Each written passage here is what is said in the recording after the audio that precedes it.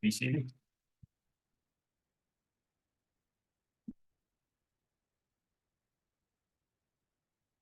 You've been sitting out there a long time, so you've heard my spiel. And you weren't there the first one, so you only heard it once. But we'll go through it anyway.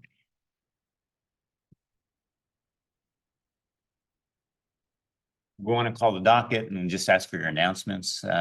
We do appreciate your patience and your appearance before us, sitting in the 7th Court of Appeals, but in the courtroom of the 4th Court of Appeals.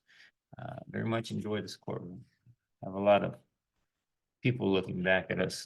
We have the same thing in the Amarillo Court of Appeals, all the ex-judges, so they're always looking at you. Probably wondering why they had to leave. We'll go on and call docket, give us your announcements. First, well, the last case we have for this morning is 07-23-00175-CV, National Association of Chain Drugs, Drugstores, Inc. versus Cecile Young in her official capacity as the Executive Commissioner of the Texas Health and Human Services Commission and the Texas Health and Human Services Commission. Okay. There's something there that, anyway. For the appellants. Your Honor, for the appellant, Alan York, also my partner, Selena Coleman, I will be presenting arguments. Okay, and you'll be doing the entire argument? Yes. Very good. Thank you. And for the appellate? Catherine and Cherry, Your Honor, I'll be representing Texas Health and Human Services Commission and Commissioner. It's a mouthful. Very good, very good. And you probably heard these before too. I know they have, but we are prone to ask questions. We appreciate a simple answer if possible, but if it needs to be explained, go on and explain it, but please answer our questions. And historically, talking to counsel and when I was practicing law years back, I always enjoyed getting questions because then it became more of a communication with the court. And that's what we're looking for. Communicate with us, help us answer issues that we have in our mind, as opposed to just saying, this is it. Yeah. Find that report a lot better. That said, Mr. York.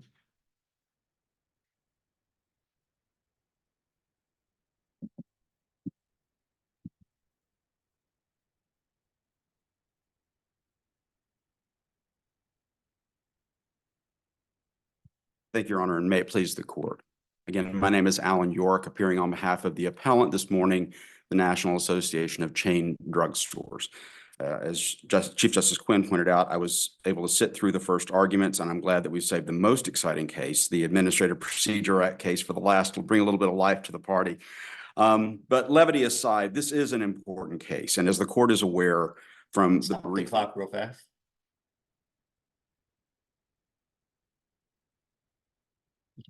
Is this one of those cases that will go to the 15th Court of Appeals if it were to happen next year? I think that's right, Your Honor. If the business courts and the 15th Court of Appeals come into existence on September 1st of this year as planned. Is actually receiving and acting and all that, yes, sir. That's right. Then I believe that they would, this is the type of Administrative Procedure Act case that would technically go to the business courts as a matter of statute and then end up in the 15th Court of Appeals. Thank you. I'm sorry to interrupt you. I just a question. Thank you. As the court is aware from reading the briefs, the issue in this case is fairly straightforward. And that is whether the state's manual updates relating to the calculation of the usual and customary prices of pharmaceuticals for the purposes of Medicaid reimbursement constitute new rules subject to the notice and comment provision under the Texas Administrative Procedures Act. NACDS believes that these manual updates absolutely do constitute new rules, and it is uncontested in the record that no notice and comment period was allowed for these new rules. So if the manual updates constitute new rules, the absence of the notice and comment period makes those rules invalid and entitles us to rendition of judgment based upon the cross-summary judgments that were filed before the district court. Let's assume you're right. What is the ultimate outcome? They have to post these and receive comment? That's correct, Your Honor. Basically, we'll be back to square one. If what they're trying to do is institute new rules that are going to govern Medicaid reimbursement, then they would have to post those rules. They would have to open it up for notice and comment, which, by the way, would, we believe, make the rules better. What's missing here is an important piece that the pharmacies, the technology companies that support the pharmacies in being able to calculate these usual and customary prices, the general public, the real stakeholders who have an interest in these issues were never allowed an opportunity to comment on these rules. And so again, we believe that this case is an important one for the purpose of not allowing the administrative state to act in contravention of Texas state law and simply impose its will without following the appropriate procedural steps. Now, the basic situation is that in May 2020, HHSC issued, in the form of manual updates, a number of new enrollment and payment provision sections of the Texas Vendor Drug Program Pharmacy Provider Procedure Manual. That's a lot of words. We're just going to call it the manual for the purposes of today's argument. Now, this manual is important because it's not just guidance for pharmacies who participate in the Medicaid reimbursement program. It is the mandatory rule book for pharmacy providers who are enrolled with HHSC. And under state law, each individual pharmacy is required to contract with HHSC to be authorized to dispense covered prescriptions to Medicaid beneficiaries. The claims that must be submitted under this program in accordance with the vendor drug program as outlined in the manual. And if not, pharmacies can subject themselves to potential False Claims Act actions. So these are pretty serious provisions. And the updates here fundamentally change the way that pharmacy providers are required to calculate their usual and customary price for prescription drugs dispensed at their pharmacies, which impacts Medicaid reimbursement. And to understand how these changes were fundamental, I think it's important to start with the 1987 regulation, which everyone agrees was what governed the Medicaid reimbursement program prior to the issuance of the manual updates. Now, prior to the manual updates, the 1987 regulation had never been amended in any way. And the general provisions of that regulation are that the pharmacies are to submit as their usual and customary price, the price that is most frequently charged to the public. That is the baseline. And what the manual updates do are they change that. And we'll get to those specifics in a few moments. But the regulation does a few more things. It specifically says and defines the general public as excluding persons whose prescriptions are paid by insurance. So we're not talking about insured claims here. It also says that when a discount is given to the general public, that price must be included in the UNC calculation if, there's an important if here, if the Medicaid recipient would have qualified as a member of the general public to whom the discount was applicable. It also says that the usual and customary price must be the lower of the cash or credit price that is used in the determination. And it also importantly says that a provider must keep records of how the usual and customary price was determined. If the provider fails to keep those records, then all discounts given, regardless of whether the Medicaid recipient could have received, are included in the UNC determination.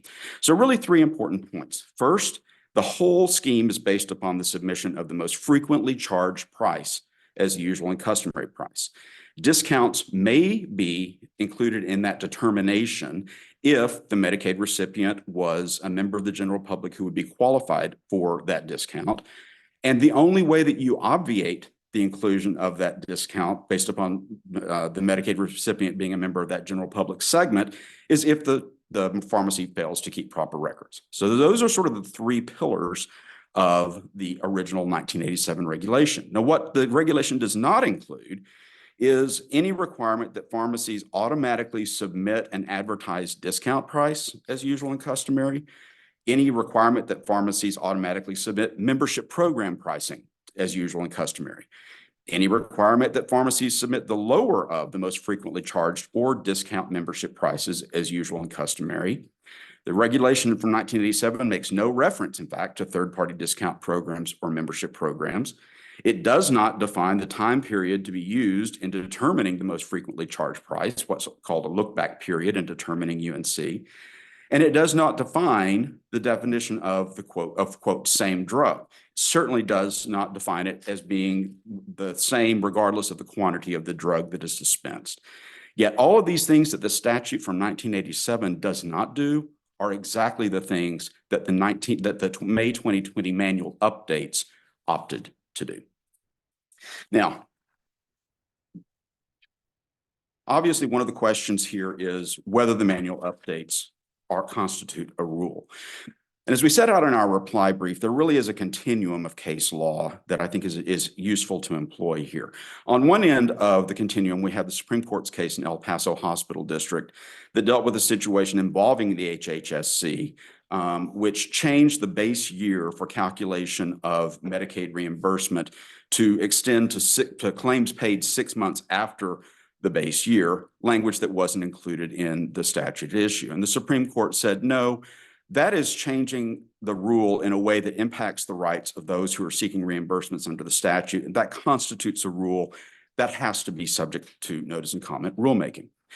On the opposite end of the spectrum is the Austin Court of Appeals case of DOT versus Sunset Transportation, in which the Austin Court of Appeals looked at a case in which the DOT had taken a formally implemented rule and then issued guidance that only restated, using slightly variant terms, but nothing that changed the meaning of what the actually formally adopted rule was. And the Austin Court of Appeals said, in that situation where you're merely restating the actual wording of the formally adopted rule, no notice and comment rulemaking is required. And in the middle of the continuum is another Austin Court of Appeals case, the Teladoc case, in which the court looked at a letter that was sent by the Texas Medical Board to Teladoc that interpreted certain provisions of the governing regulations. And the Austin Court of Appeals said, in those situations where the interpretation of an existing formally adopted rule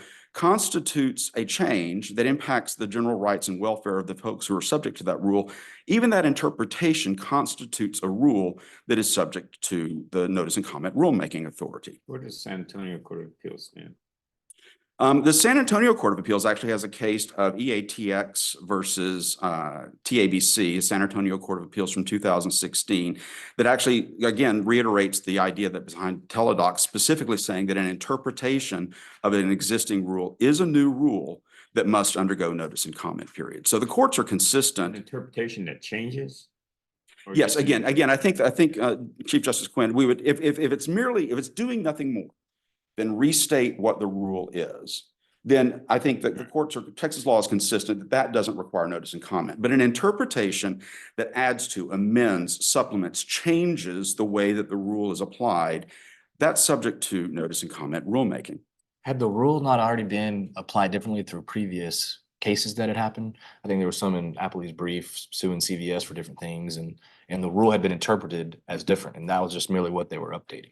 Well, Justice Yarbrough, yes, those cases exist, and there's a couple of things to note about those. Even, for example, in the CVS case that you reference, the position of HHSC was not what is now reflected in the manual updates. In that case, specifically, they were talking about discount programs, but the position that HHSC took in that case was that, again, that the discount prices should be considered in the calculation of the most frequently charged drug price for purposes of determining UNC.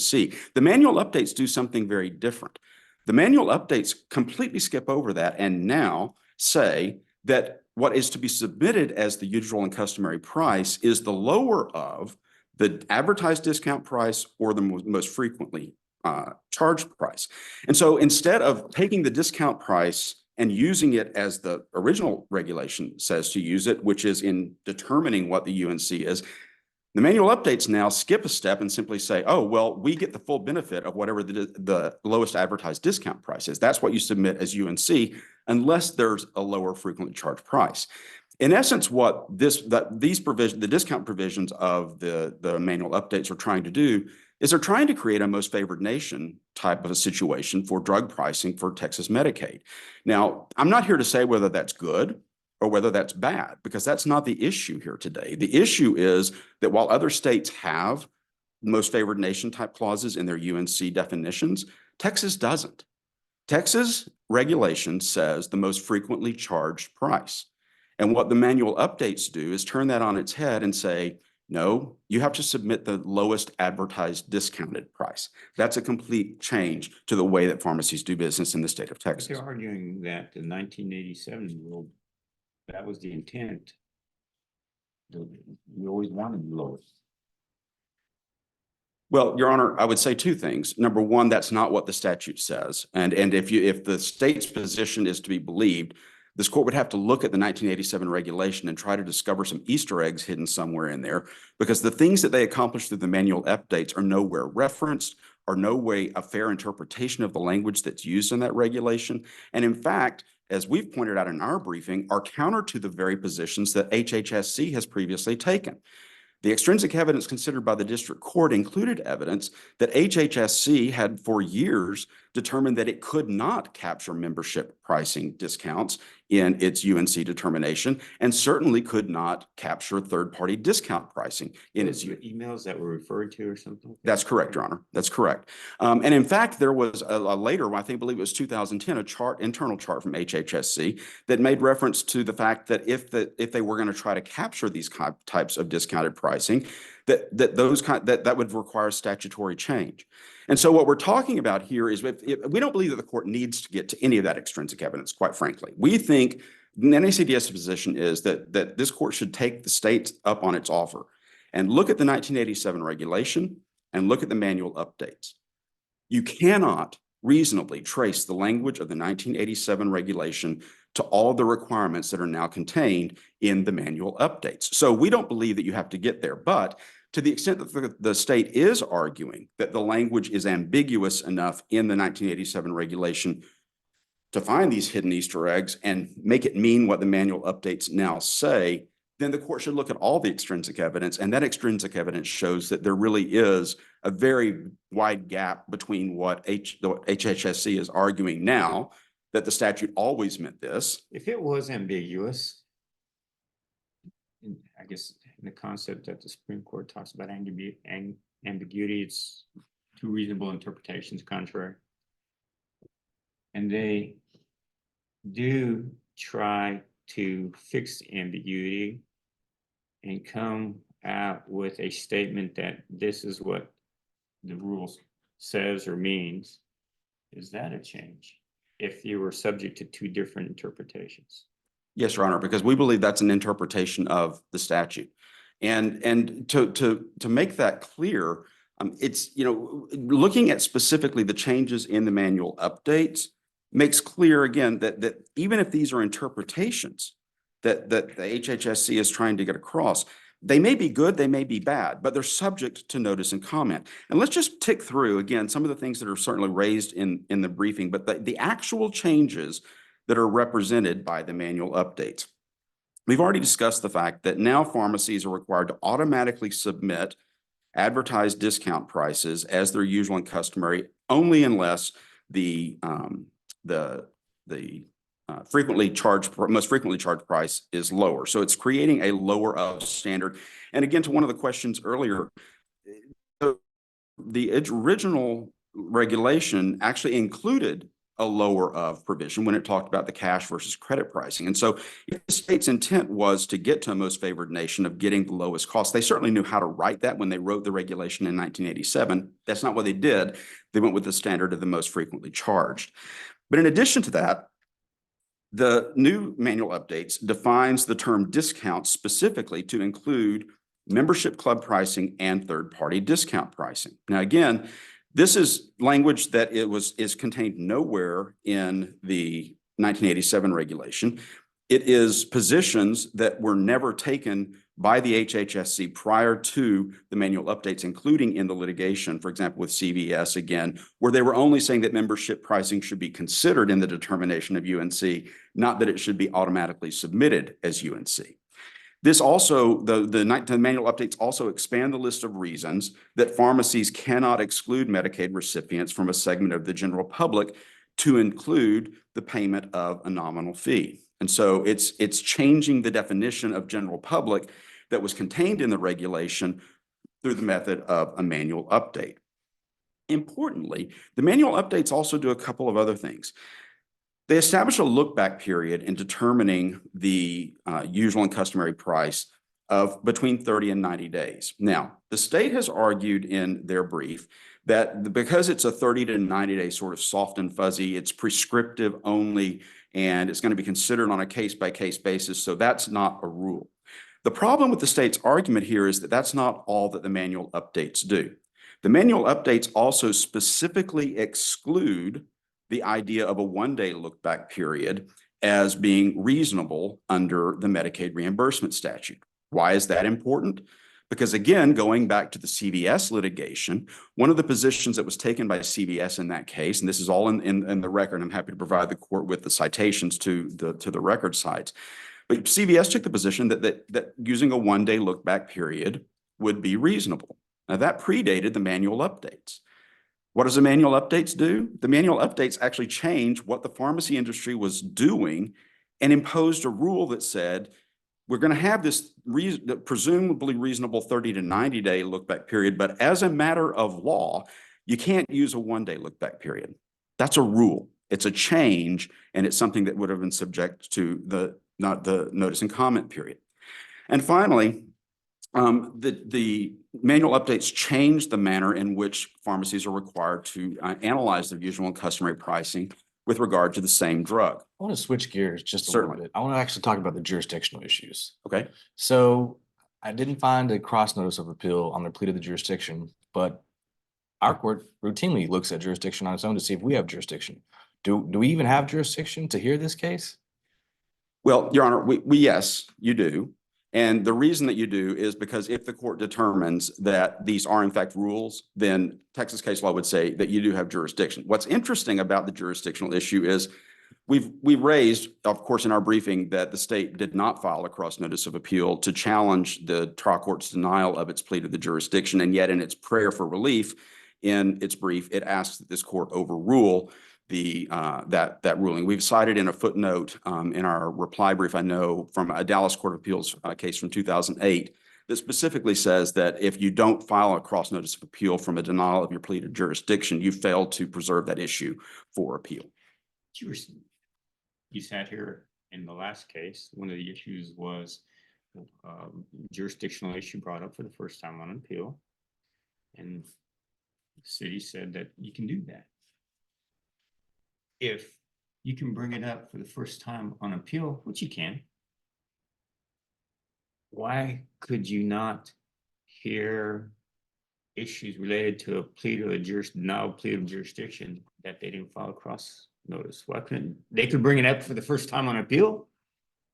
I think, Your Honor, Chief Justice Quinn, we're slicing the jurisdiction pie into a couple of pieces. Okay, I think that under relevant Texas law, they are not entitled to seek before this court a review of the trial court's decision to deny their plea to the jurisdiction. If this court were to side with the state and say that these, in fact, are not rules under the spectrum or a continuum of case laws under the state of Texas, then I would tend to agree that if they aren't rules, then perhaps the jurisdiction hasn't been properly invoked. But we are seeking a review specifically of the trial court's ruling on the issue of whether these are rules or are not rules. And assuming that this court sides with NACDS and sees that these changes are more than a restatement of the prior statute and are in fact statements of new guidance and new actions that the pharmacy industry must in fact comply with in order to participate in the prescription drug program. And there are for our rules that are subject to notice and comment, the court has jurisdiction. Counsel.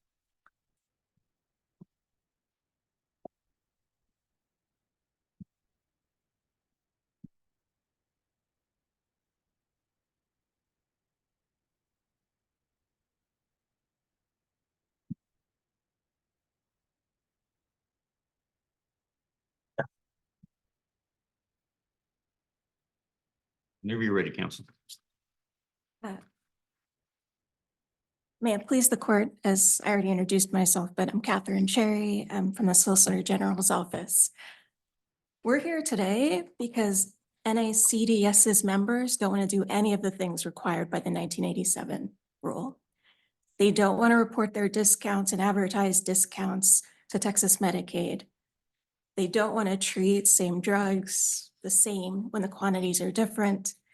And they don't want to include analysis of past pricing when they're determining the most frequently charged price. All of those things are clearly required by the 1987 regulation. And Let's start. with the, With regard to 1987, I guess, and correct me if you're wrong, I may be oversimplifying it, but I tend to read your position or the state's position as these were 1987 statute rule, whatever, one the lowest price. These are just reaffirming that. right, and to be succinct, as you asked for before, what we're saying is these manual updates are a reflection of the fact that we saw that the industry was doing whatever they could to evade these rules and do end runs around these rules. And so as with the April 2008 RX update, we were saying, we know what you're doing, and it still doesn't comply with the rules. The rule back in 1987. Exactly, the 1987 rule.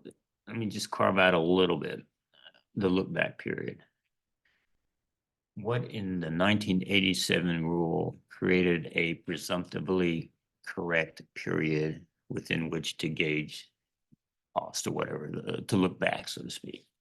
So if you look at the petition, I'll try to make sure I get to that immediately, but we don't have a presumption that binds the agency and it doesn't bind the regulated parties.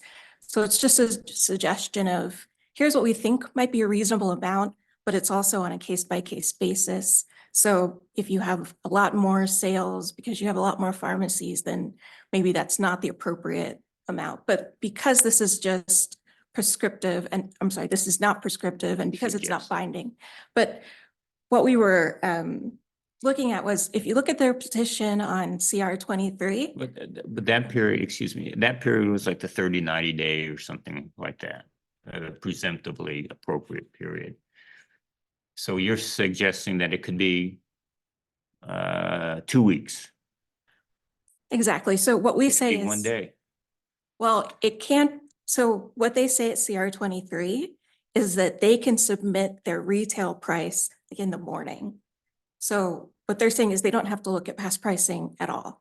And that's what we think is wrong. So even if it were, Can they submit it at night after the morning? As And long they as had they're all putting- those sales and still 1 day. right, well, if they're putting in the amount that they're actually charging these customers, then that's fine. And they could explain to us why that's a good calculation of the most frequently charged price, but as long as it fulfills the regulation, then we're okay with it. But I understood opposing counsel, and I thought I saw something in the briefs. It's been a while, obviously, since I read the briefs.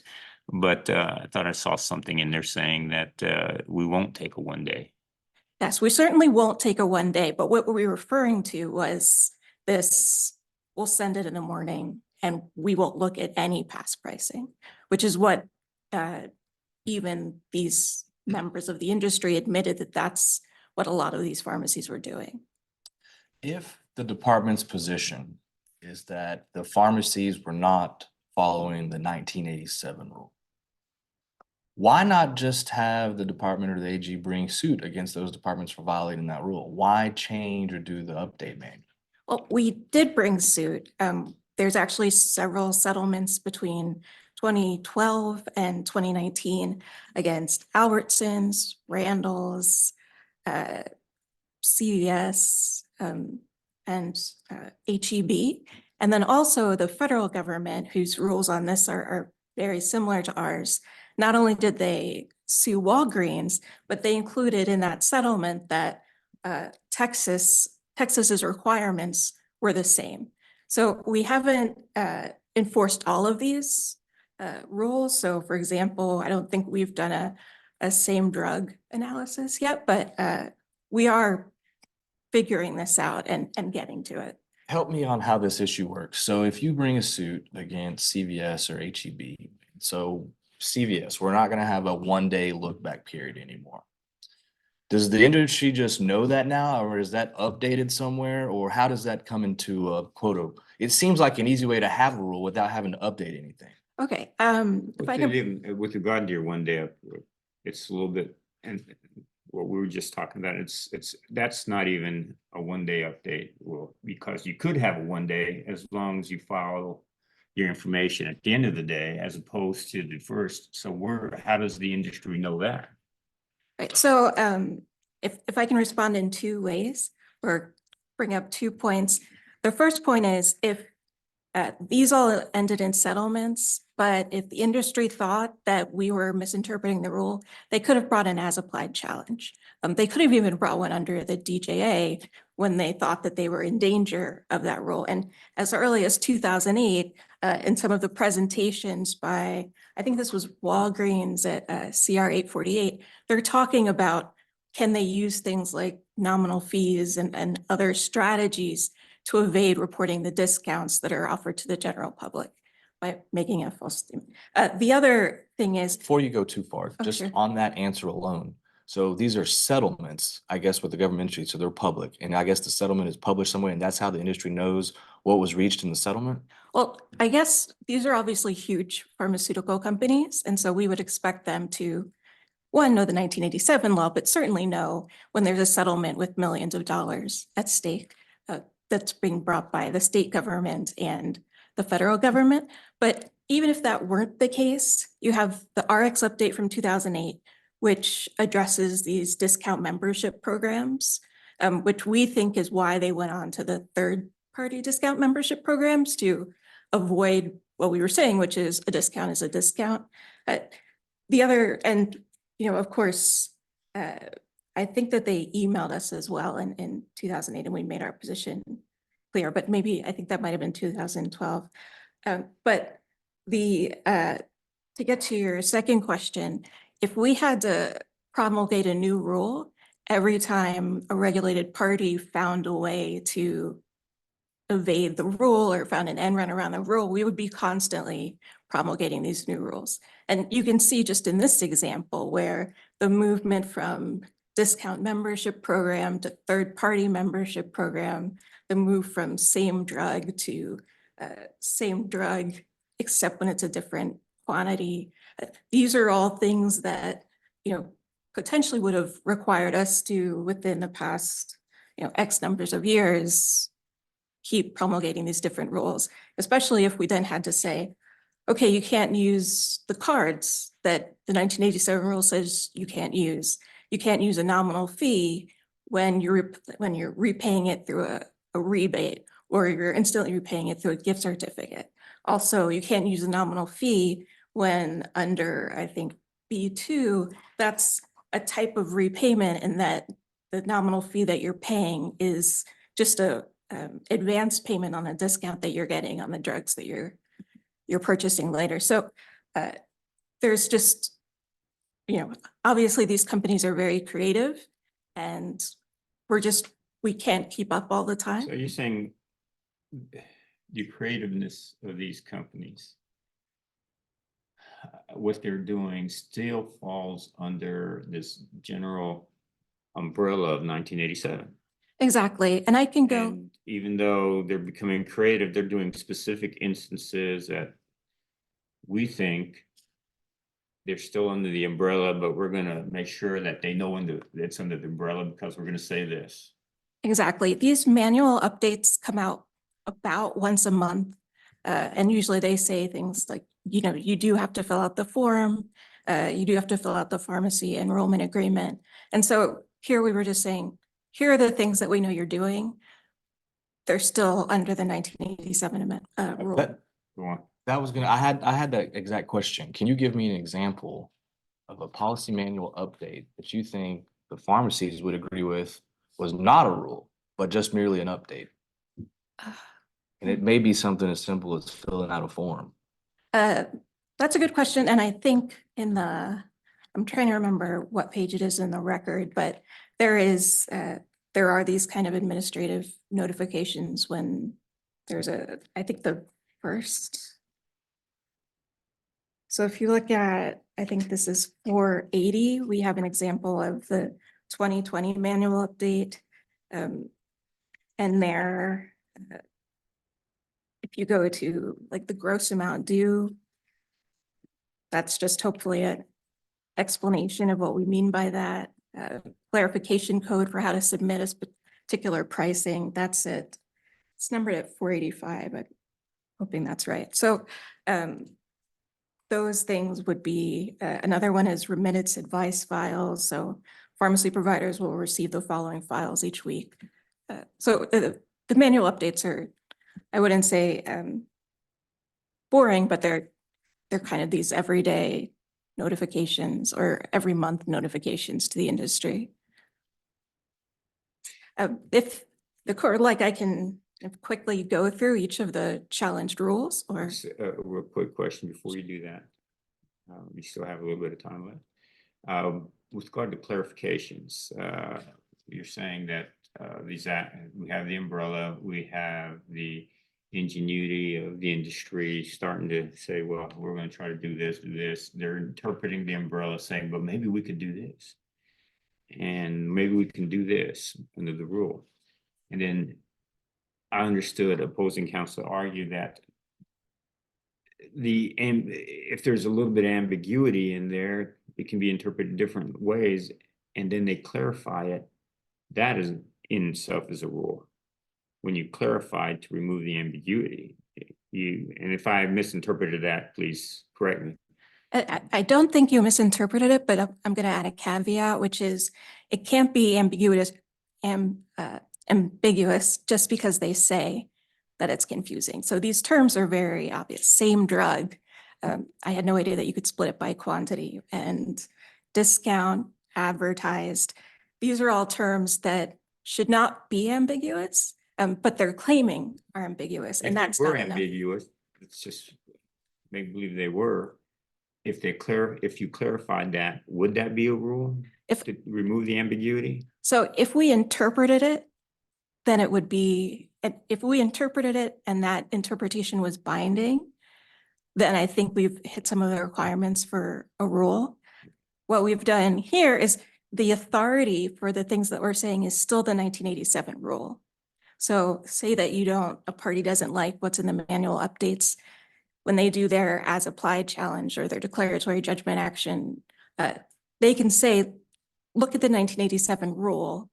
That's exactly what we're saying does not cover, for example, these discount membership programs. Because the authority is not the new updates, but the pre-existing rule.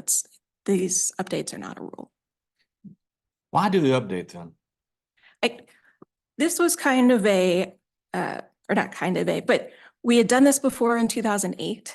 And what we had noticed is we were talking about these discount membership programs, and then the industry changed and used companies like GoodRx. And they thought maybe if we have a third-party intermediary, then we don't have to report the discount to Texas Medicaid. And so we were just saying, we also know about that, and that's also covered by the 1987 rule. If the pharmacies don't follow the new language in the 2020 update manual, will their reimbursement be reduced, or will they not be allowed to participate in the programs? That's a good question. I'm not exactly sure what response HHSC would have in every time. I know that the Sunset Transportation case was actually a False Claims Act case. So they could actually be vulnerable to on a few different fronts.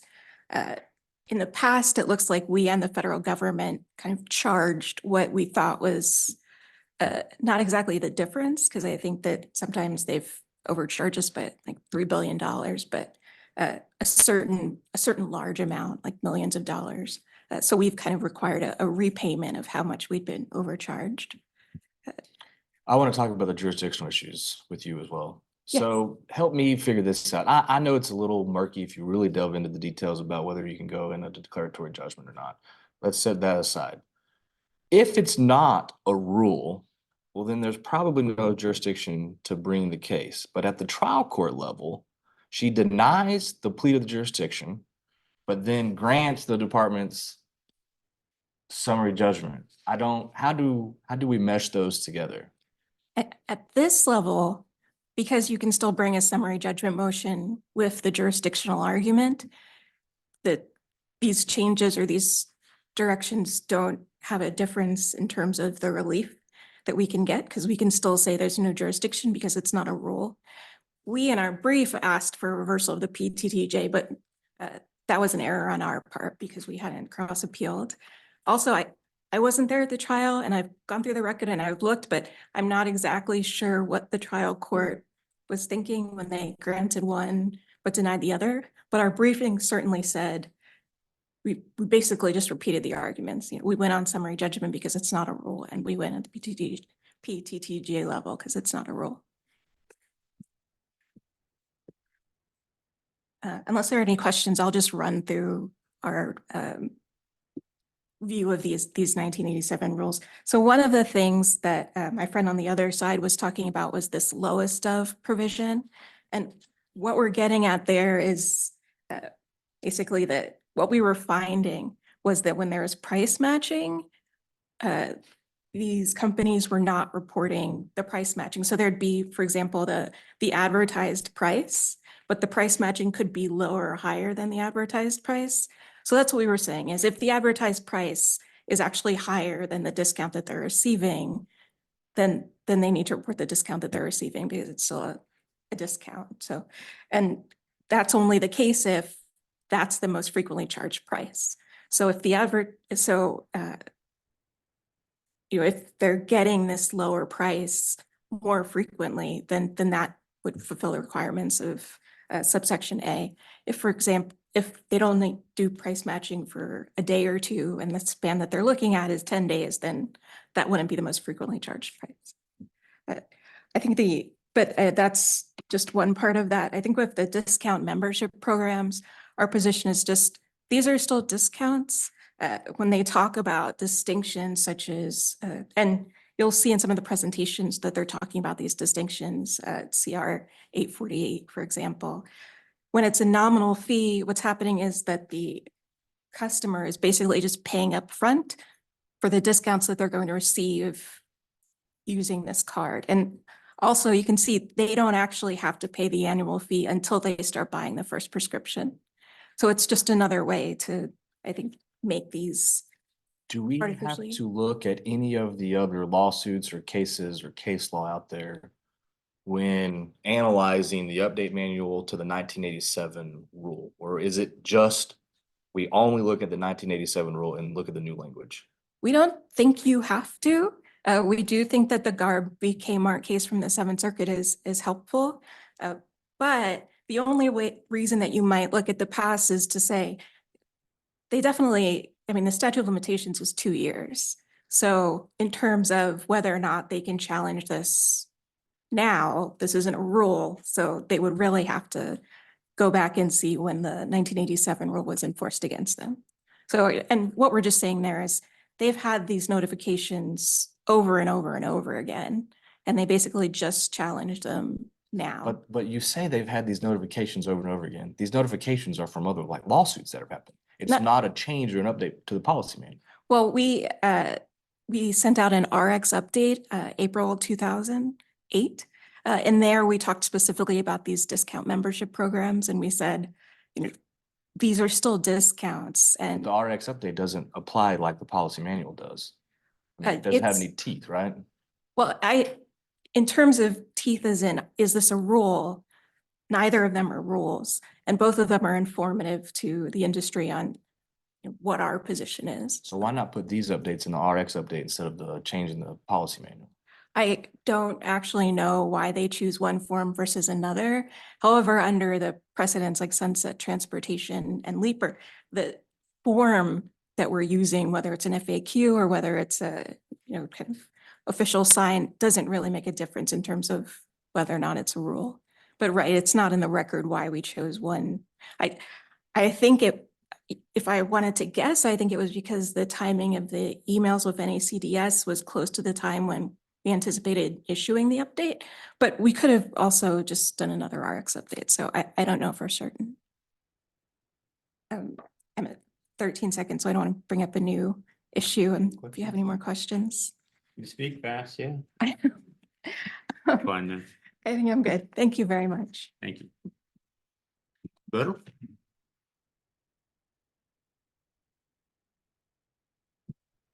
I now stand between you and lunch, so make sure I go through these points quickly.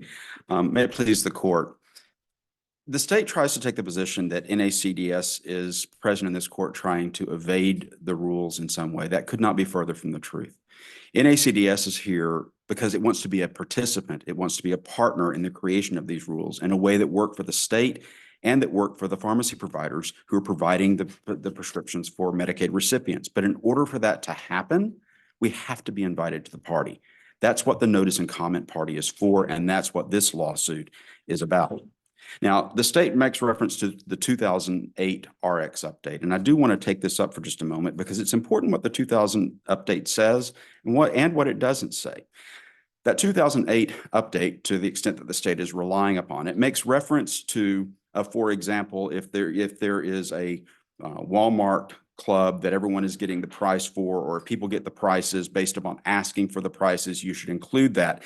But then it goes on and says this: for plans that require membership, pharmacies are asked to enroll all of their Medicaid and other state program patients. If, in fact, the 1987 regulation already captured all of that membership pricing in the calculation of UNC, then the RX update would not need to ask pharmacies to enroll Medicaid recipients into that program. More importantly, the 2000 update says absolutely nothing about the definition of same drug. It says absolutely nothing about the look-back period.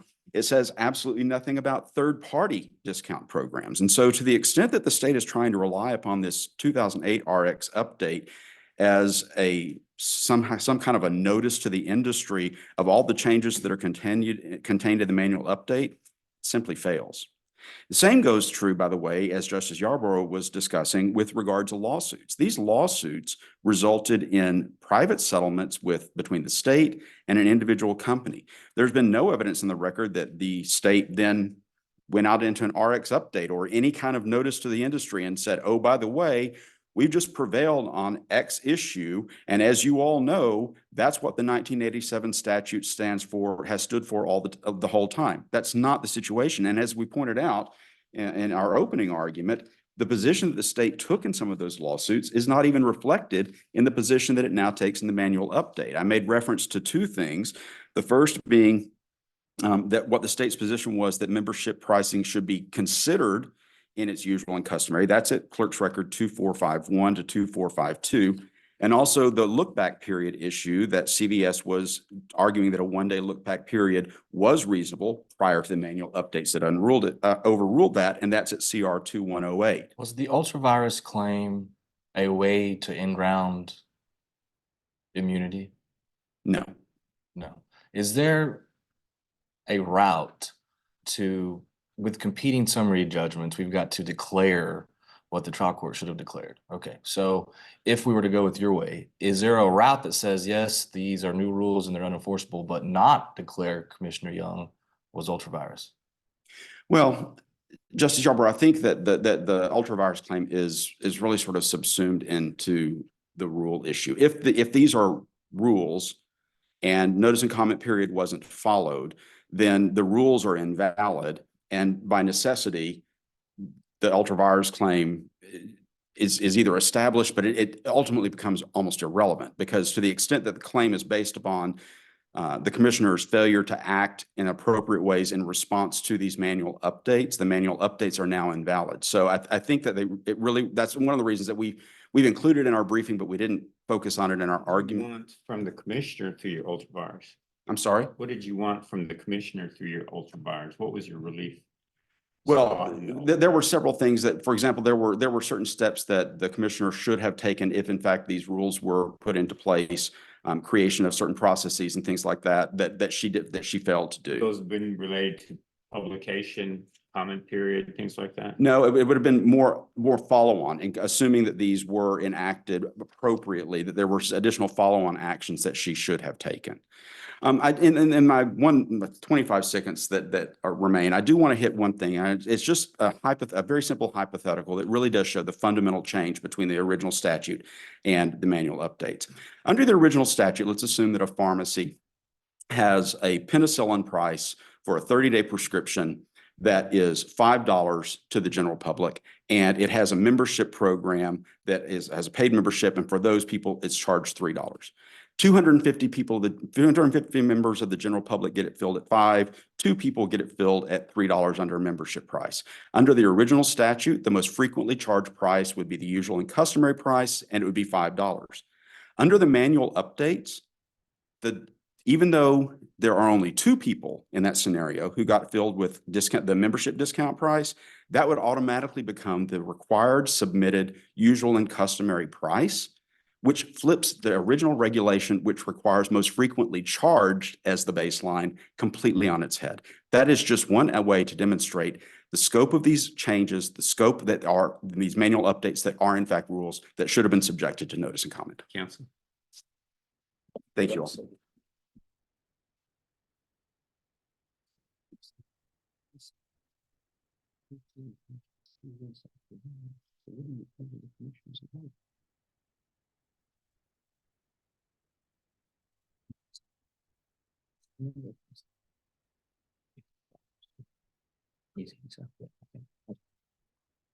Thanks, council. Thank you, Your Honor. The case is submitted and you are excused to go, and we will be in recess until 1 o'clock, correct? Thank you. Deputy